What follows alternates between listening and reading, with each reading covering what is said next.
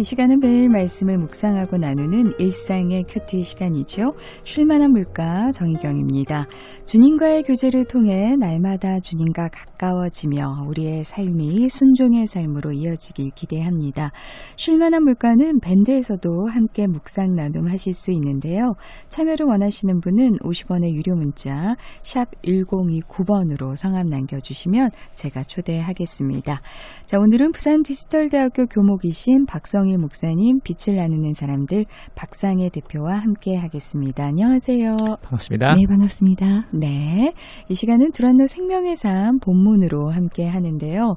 오늘은 긍휼의 기회를 상실한 죄악의 도성이라는 제목으로 예레미야 15장 1절에서 9절 말씀입니다.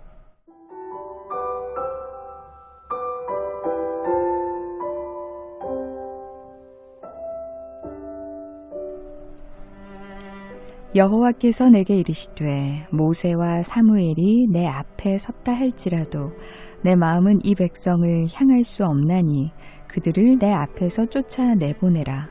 그들이 만일 네게 말하기를 우리가 어디로 나아가리요 하거든 너는 그들에게 이르기를 여호와께서 이와 같이 말씀하시니라. 죽을 자는 죽음으로 나아가고 칼을 받을 자는 칼로 나아가고 기근을 당할 자는 기근으로 나아가고 포로될 자는 포로됨으로 나아갈지니라 하셨다 하라. 여호와의 말씀이니라. 내가 그들을 네 가지로 벌하리니 곧 죽이는 칼과 찢는 개와 삼켜 멸하는 공중의 새와 땅의 짐승으로 할 것이며 유다 왕 히스기야의 아들 므낫세가 예루살렘에 행한 것으로 말미암아 내가 그들을 세계 여러 민족 가운데 흩으리라. 예루살렘아, 너를 불쌍히 여길 자 누구며 너를 위해 울 자 누구며 돌이켜 내 평안을 물을 자 누구냐. 여호와께서 이르시되 네가 나를 버렸고 내게서 물러갔으므로 네게로 내 손을 펴서 너를 멸하였노니 이는 내가 뜻을 돌이키기에 지쳤음이로다. 내가 그들을 그 땅의 여러 성문에서 키로 까불러 그 자식을 끊어서 내 백성을 멸하였나니 이는 그들이 자기들의 길에서 돌이키지 아니하였음이라. 그들의 과부가 내 앞에 바다 모래보다 더 많아졌느니라. 내가 대낮에 파멸시킬 자를 그들에게로 데려다가 그들과 청년들의 어미를 쳐서 놀람과 두려움을 그들에게 갑자기 닥치게 하였으며 7을 낳은 여인에게는 쇠약하여 기절하게 하며 아직도 대낮에 그의 해가 떨어져서 그에게 수치와 근심을 당하게 하였느니라. 그 남은 자는 그들의 대적의 칼에 붙이리라. 여호와의 말씀이니라.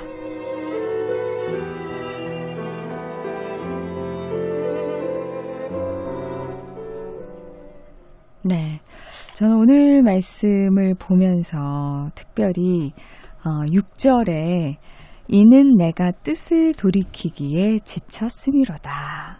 이 표현에 정말 하나님의 그 마음이 다 들어있는 게 아닌가. 우리도 뭔가를 애를 쓰고 끝까지 뭔가 좀 돌이켜보려고 노력을 하고 이야기를 하고 권면을 하다가 전혀 돌아설 기색이 보이지 않으면 포기와 함께 지치잖아요. 지치면은 뭐 그냥 그대로 멈추게 되는 거니까 오늘 보니까 끔찍한 이 재앙을 말씀을 하고 계신데요. 오늘 말씀은 어떻게 보셨는지요? 맞습니다. 그처럼 지금 모세하고 사무엘이 있다 하더라도 네네. 그것도 내 앞에 있다 하더라도 내가 내 마음은 너희들을 쫓아내고 싶다. 네. 네, 그렇게 말하고 그 기근이라든지 죽음이나 또 칼이나 포로 이런 네 가지로 내 너에게 이렇게 화를 내고 있다라는 네. 말씀이잖아요. 참 모세와 사무엘이 굉장한 중보자로 그렇죠. 나를 생명체에서 빼내시더라도 네. 아니 이런 인물이 있어도 네 그렇지 않겠다. 참 상당히 총체적으로 정말 민망하고. 네네. 그러니까 모세 같은 경우에는 정말 자신의 목숨을 내어놓고 백성들 긍휼히 여겨달라고 얘기를 많이 했잖아요. 그리고 하나님께서도 뜻을 돌이키시고 그렇죠. 또 벌을 또 축소하시거나 예, 그렇게 하셨는데 그런 지도자가 그런 사랑하는 지도자가 있다 할지라도 내가 뜻을 굽히지 않겠다. 결국 멸망의 길로 그렇죠. 예, 끝을 맺잖아요. 사무엘 같은 경우에 사울이 있는데 네. 사울이 그래 할 때 내가 후회한다 그러시니까 그러시면 안 되지 않습니까? 맞아요. 라고 사무엘이 그렇게 말씀을 드려도 뜻을 안 굽히시니까 하나님이 네. 이 사무엘이 며칠을 이렇게 금식을 하면서 네. 마음이 아파하더라 이런 문장이 있는 것처럼 그렇죠. 오늘 우리 대화를 나누면서 참 하나님이 우리와 거의 비슷한 분이시다. 예. 참 이럴 때 사실은 칼이나 죽음이나 이런 것은 다 당해봤거든요. 제가 알고 있는 사도 요한의 제자인 폴리캅이라든지 네. 아니면 기근을 당한 아브라함이라든지 포로가 됐던 다니엘이나 에스더나 느헤미야나 네. 이런 사람들은 다 역시 칼이나 기근이나 이런 걸 다 당해본 사람이잖아요. 네. 이렇게 왔을 때 누군가가 지쳤다 하더라도 하나님이 누가복음에 말씀하신 것처럼 과부처럼 하나님하고 이래 달라들기를 또 예. 원하시는 마음도 맞아요. 분명히 있을 텐데. 그렇죠. 이런 가운데서도 끝까지 기도의 끈을 놓치지 않고 그럼요. 하나님을 네. 붙들어야 된다라고 그러니까. 이번 주 중에 또 말씀 나눈 예. 적이 있었거든요. 예. 그 부모의 역할이라는 게 있잖아요. 그 자식이 잘못될 때 제가 막 때려요. 그리고 하지 마, 해. 그런 말을 하잖아요. 그런데 왜 그럴까 생각을 해봤어요. 오면서. 네. 예, 그럴 때 세상에 나가서 더 맞지 마라. 그래. 내가 때리는 거는 용서하지만 남한테 맞는 건 용서 못하겠다.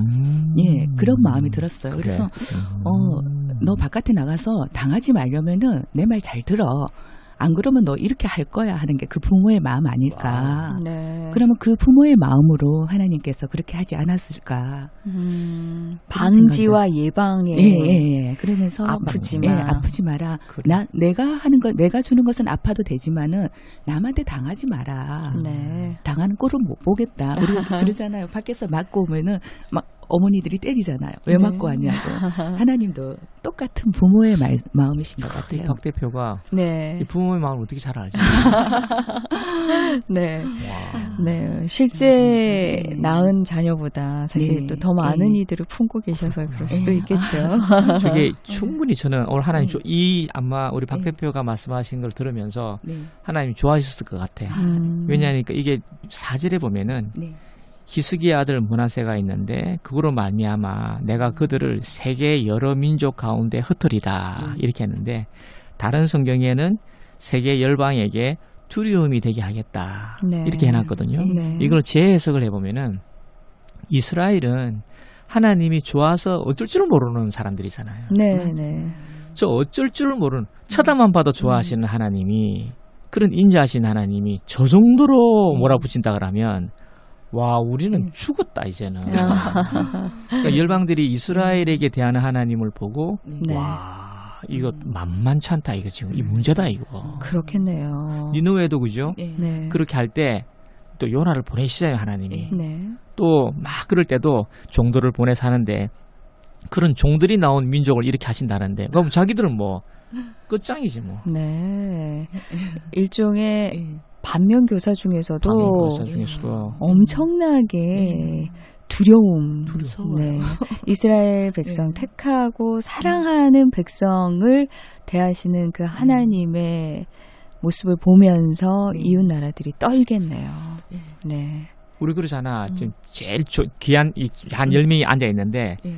제일 수제자한테 너 진짜 그러면 이러면 네. 9명은 가는 거지. 맞아요. 그러니까 아이가 2명이 있어도 큰애를 막 야단치면 둘째는 알아서 들어가서 공부하잖아요. 매맞지 않으려고. 네, 야단맞지 않으려고. 얼마 전에 그걸 봤어요. 그 요게벳의 노래. 네. 예, 그거 할 때 어머니가 아이를 살리기 위해서 이제 석청을 칠하고 거기서 이제 물에다 띄우잖아요. 네. 그런데 자기는 그 아이를 살리기 위해서 똑같이 하는데 나중에 결국 유모가 되잖아요. 네네. 예, 우리는 인간은 하나님께서 맡겨주신 그 자녀를 유모가 되어야 된다는 생각. 네. 그랬을 때 잘 양육해줘야만이 아이가 벗어나지 않고 하나님한테 매맞지 않게끔. 그 역할, 와닿네. 네, 그 역할을 해주는 게 네. 우리 부모의 역할이 아닐까. 네, 예, 맞아요. 그래서 요즘 계속 그런 입에서 노래를 하고 있는 거예요. 내 참 부모는 하나님이신데 왜 네. 자꾸만 내 부모, 내 자식만 생각했을까? 네. 예, 그렇게 중재자 역할을 우리 부모가 잘해준다면 하나님한테 우리가 맞을 일도 덜 하겠죠. 네, 맞아요. 예. 아마 이 이스라엘의 문제는 총체적인 부분들이 많이 있지만 방금 말씀하신 것처럼 각 가정에서도 이렇게 하나님을 섬기는 부분이라든지 이런 것들이 다 무너졌기 때문에 다음 세대 역시 하나님을 잘 알지 못하고 우상을 섬기고 하나님의 진노를 오히려 부추긴 그런 결과였겠죠. 오늘 제가 아침에 또 받은 말씀도 우리가 착각을 많이 하는데 아까도 유모의 역할을 우리에게 주셨다. 그렇죠. 그리고 우리가 주인이 아니라 우리가 일꾼이 아니라 사실 우린 청지기의 맞아요. 삶이죠. 하나님의 것을 맡아서 위탁받아서 하는 사람들인데 그 주체가 내 것이다 라는 데서부터 탐욕이 생기기 시작하고 욕심이 생기기 시작하다 보면 추구하는 바가 하나님과 또 반대의 길을 갈 가능성이 크지 않을까. 우리의 태도나 마음의 자세가 참 유모의 자세, 청지기의 자세, 그게 참 필요하지 않을까 싶어요. 그러니까 중재자가 돼야 되잖아요, 우리가. 네, 그죠? 네. 지금 1절에도 보니까 이 모세와 사무엘이 내 앞에 섰다 할지라도 내가 백성을 향하여 이 마음을 돌이키지 않겠다. 그렇게 했잖아요. 네. 이제 우리가 생활을 할 때 내가 원하는 바가 있고 내가 옳다고 하는 바가 있거든요. 네. 근데 하나님이 안 된다 하는 음성을 일단 들을 줄 알아야 되겠고, 그렇죠. 하나님이 안 된다고 할 때는 몇 번 간청을 했으나 이게 내 마음 가운데서 하나님이 이걸 용납을 안 하시는구나 할 때는 그게 뭐 가장 좋은 선택이었다 하더라도 내려놓을 줄 아는 이것이 네. 방금 우리 아나운서님 표현한 것처럼 어느새 저도 보니까 우리들이 내 것이고 내가 한다고 생각하다가 보니까 기도를 잘 안 하는 것 같아. 맞아요. 그 정도로 가면 네. 기도 안 하고 내 능력으로 하는 거죠. 그게 정말 위험 수위에 있다라고 생각을 해야 돼요. 그래서 어떻게 보면은 어렵고 힘든 일이 있을 때는 무조건 하나님을 찾게 되잖아요. 다 물어보잖아. 네. 하나님 무슨 사인이시지? 이러면서 한번 돌아보잖아요.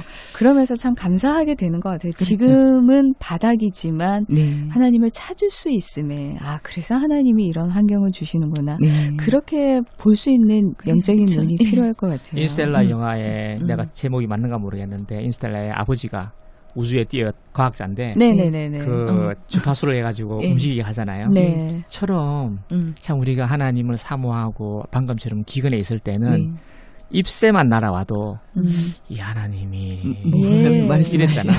근데 이제 늘 잘하고 있고 또 하나님 기뻐하시고 또 잘하고 있을 때는 이런 것도 물어볼 때가 있는데 그게 잘 안 되죠. 그러니까 꼭 맞아봐야 매 맛을 아는 거예요. 나 하나님들이 잘 때리시는 분은 아닌데. 지혜로운 자는 그 말만 해도 안 돼요. 네. 그렇지. 그런데 지혜롭지 못하기 때문에 우리가 꼭 맞아봐야 매 맛을 아는 이런 거예요. 단어를 쓰시는 게 참 아프실 거예요. 그렇죠. 죽을 자, 칼로, 기근으로, 포로로 단어 자체가 다 이게 얼마나 화가 나면 우리 부모님들도 화가 나면 망할 자식 뭐 그러잖아요. 그런 것 같아요. 하나님도 화가 나시니까.